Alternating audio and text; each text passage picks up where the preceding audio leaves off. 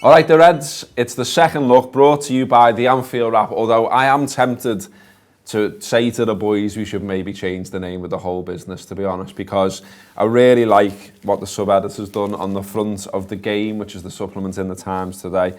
Pickford's Anfield flap. Well in, lad, I'm into that. So maybe we should just change it to the Anfield flap and call it that forevermore, just to do the Blues heads in.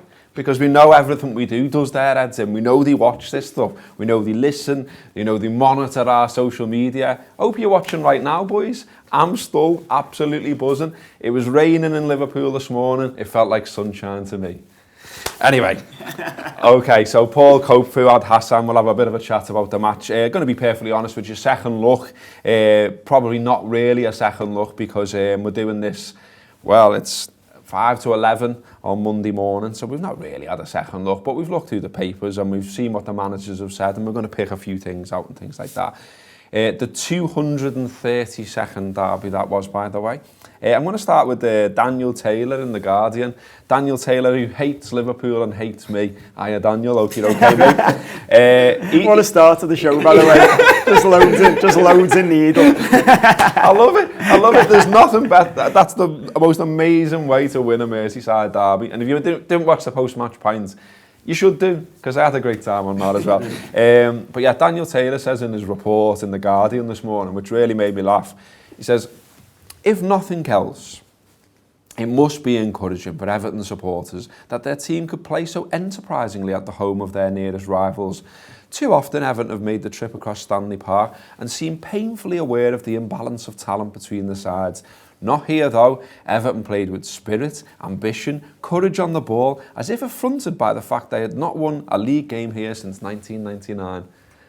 Daniel, they lost in the 96th minute, mate. They're not fucking happy about anything. They're not encouraged by anything at all.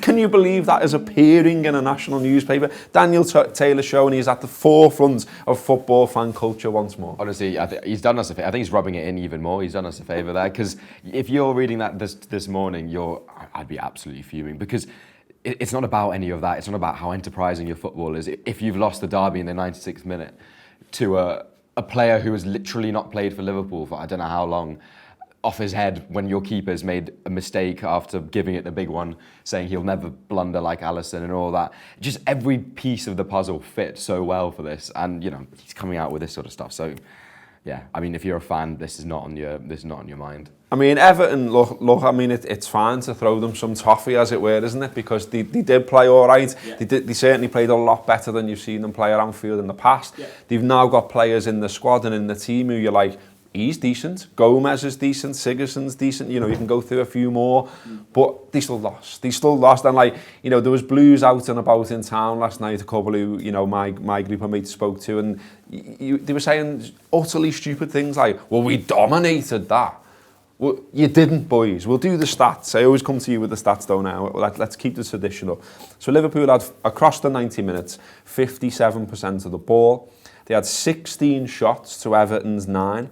Only 3 of those on target, which was the same as Everton. What else? Liverpool had 8 corners to Everton's 1. Liverpool fouled more. Go ahead, the Reds. 3 yellow cards for Liverpool, 2 for Everton. 5 big chances for Liverpool, 2 for Everton. We hit the woodwork twice. They hit it once. Don't remember that. I mean, every single stat, basically, including the important one of like goals and that, Liverpool were the better side. Yeah, Everton played all right. Everton played better, but it still wasn't enough, was it? No, I think it's all a bit mad. Like, we were chatting a bit before we started recording. I don't know whether it's because they haven't had like any sort of impact on a derby for so long that the positivity has sort of made them all lose their heads. But I was saying to you, I've got a blue nose mate for diversity purposes, and he was banging on as well last night that like they battered us, and I was like, to the point where I was like, I hadn't seen any stats. So I looked these up and I said, no, we battered you on every stat possible, basically. Like expected goals as well, which I don't think you mentioned there. It was like 3.2 to 1.2, which even for people who don't like expected goals, they're not perfect. It's a reflection of the chance quality. So when they go, well, we had the better chances. You didn't. Lads, you didn't. You're just ignoring all the ones we had. I mean, they had Mina, who gets the free header from the free kick. He probably should do better with that.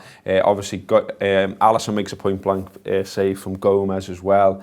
So they do have chances there in the first half. Yeah, of course. I think it could have been 2-2 at half-time and no one would have said, that's out of order. Yeah, at half-time, I was saying the maddest thing is that there's no goals in this game yet. 100%, it's the best they've played at Anfield, probably for 20 years. Like, it's that big. They were really good. They've, as you say, got some good players, did well, brought the game to us, actually cut us open a fair few times. But we did the same to them. Yeah. And I was saying at half-time to the lads I sit with, if this wasn't a derby, you probably wouldn't be that worried about it because we're cutting them open and we're getting in and they're probably not going to keep this up.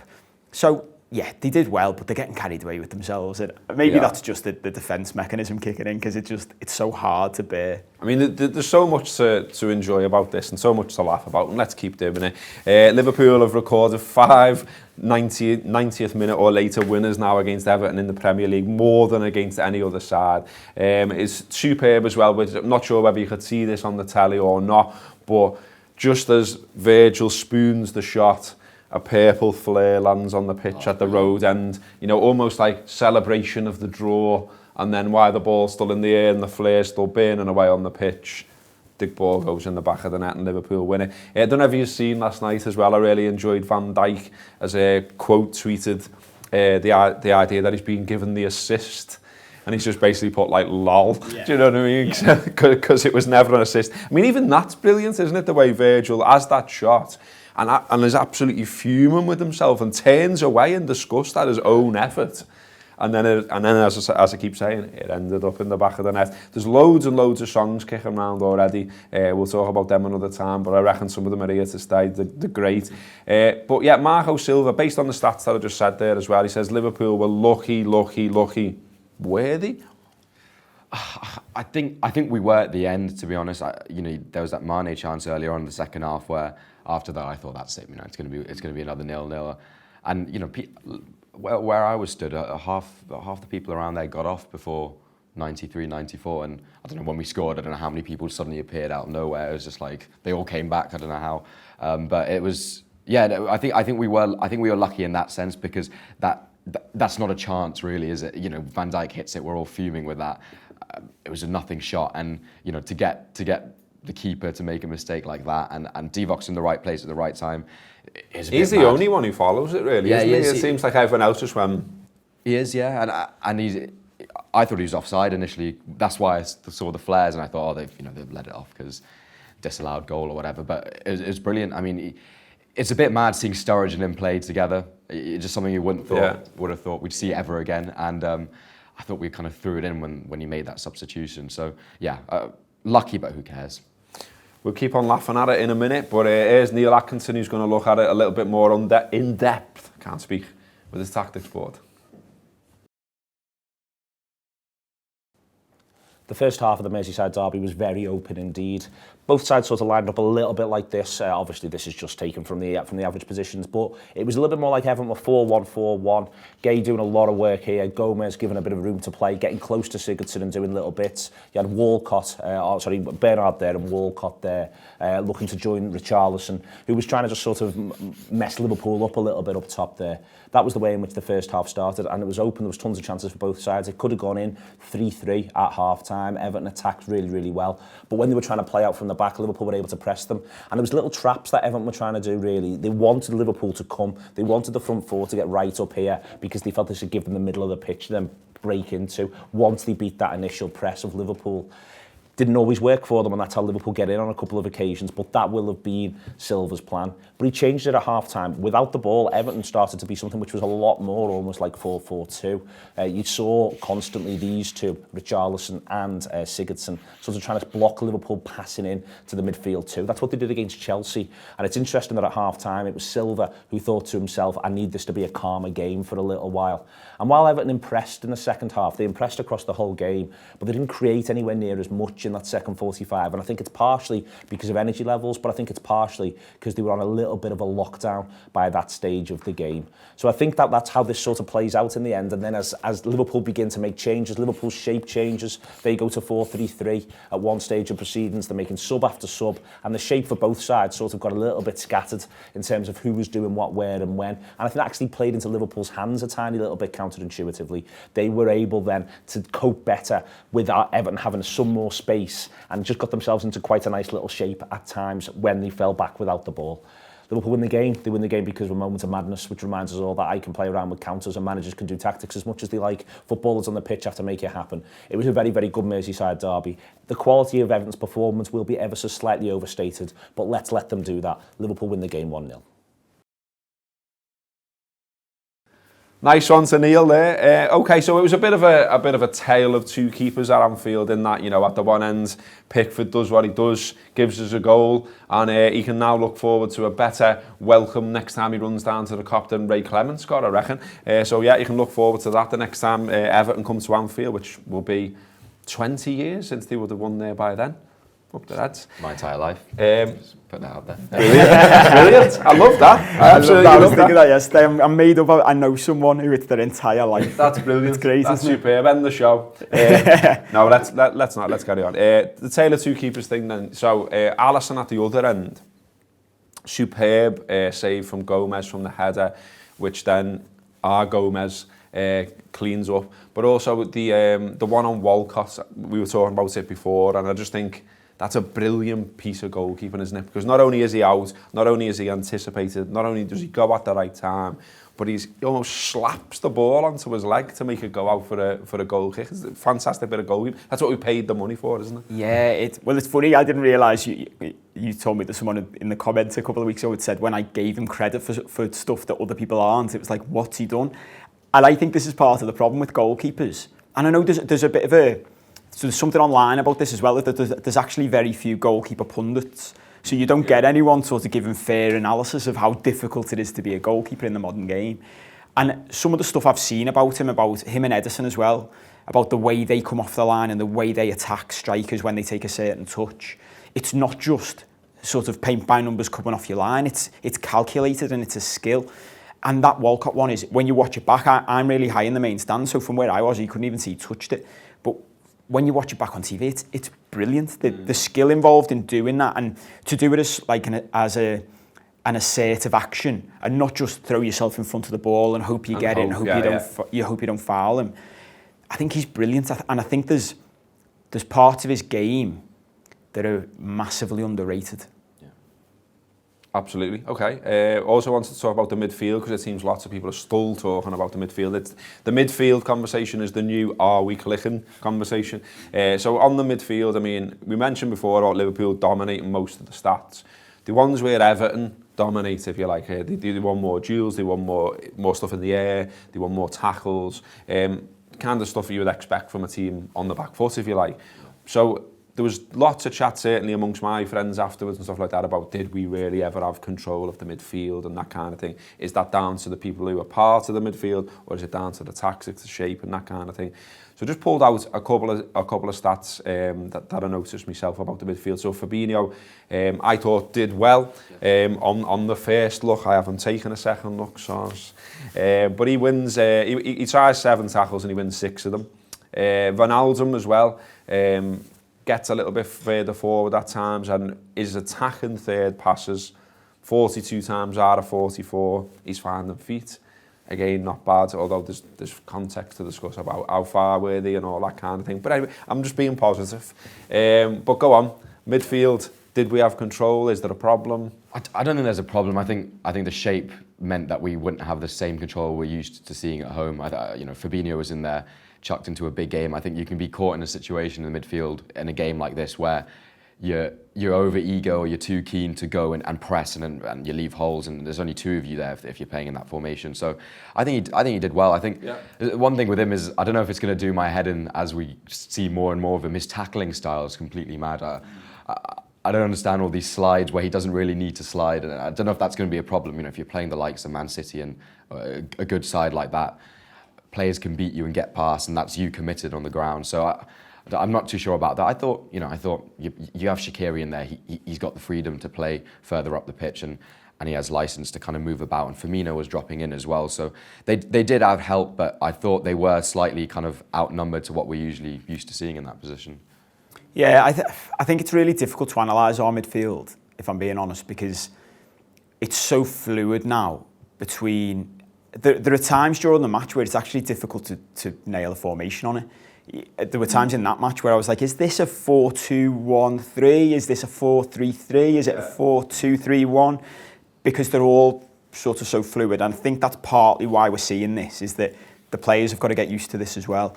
Fabinho's a really interesting one, because I know we often mention the Henderson-Fabinho camps thing. And I'm a Henderson fan, so I'm conscious as well there can be a confirmation bias when I'm watching things. And I'm going to watch the game back again, because people were saying to me Fabinho was great, but through my eyes, he wasn't great. He did some really good stuff, but I think if you'd have dropped Henderson into that performance, people wouldn't be saying it was a great performance. There was a lot of him being bypassed. Fuad's point is my biggest one for Fabinho, and it worries me, is that even when you win the ball by sliding in the middle of this structure, you expose us. Because you can win your tackle, and yeah, it's great for your stats, but if they get the ball back straight away, you're out the game now. Yeah, you can't run back. Yeah. And the speed of it happened a couple of times against Everton. The speed at which the opposition play means that you can't recover.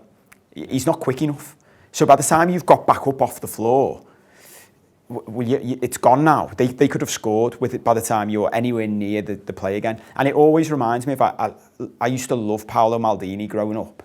And his big thing was basically never touching he would come off the pitch looking like he hadn't played a game of footy. And I remember seeing this about sort of tackling stats, that if you just analysed, going back to stats stuff, and if you analyse Paolo Maldini as pure stats, he didn't make tackles because he didn't need to. Alonso always used to go on about that, didn't he? He used to say he didn't understand like the sort of thirst for sliding tackles and that in England, because he was like, that's like a last ditch thing. Yeah. You know, like if you're in the right place and you just anticipate it, you don't need to be going to ground. And he was always quite critical of it. Yeah. But it's the way we've been brought up though, isn't it? And the blood and thunder and the booming people and all. I mean, you know, I used to watch like Peter Reid and Steve McMahon smashing each other in derbies, and I greatly enjoyed it. Yeah, well, Puyol said the same thing. He said it like the first time he played against Jamie Carragher, and he said, I don't get it. He said he'll smash through someone and give away a throw-in, and the crowd's made up. He said, if I do that in the new camp, everyone goes mad, because I've just given away a throw-in.